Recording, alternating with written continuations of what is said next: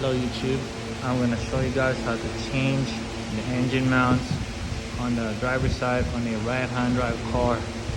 I'm only going to show the turbo side section because the passenger side is already easy to take off, and most of the videos already made one and it's really easy.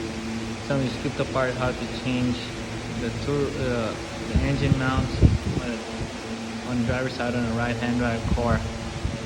First of all, you need to drop the subframe, and once you drop the subframe, there will be two bolts you need to take off from a steering rack heat shield. My bad, I mean a one bolt and a one nut, just right here.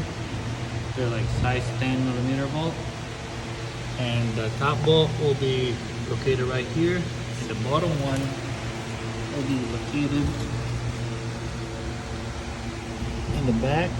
And if you look at it, there's the one right there.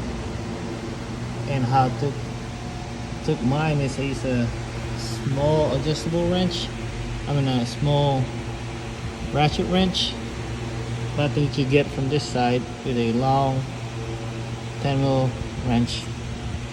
And once you take off that heat shield, you would need a bendable ratchet, which you could bend in a size 16, and after that you could get it from there.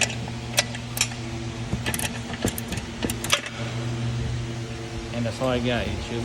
Thank you. Quick update, YouTube.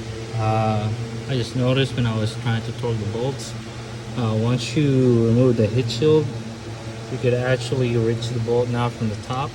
And if you look at it, it's right there, and you would just need a swivel 16 and a long extension again.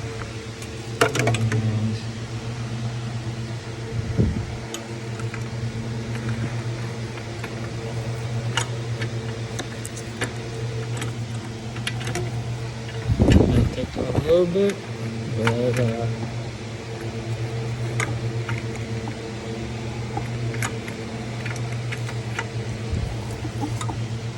there you go, I got it in.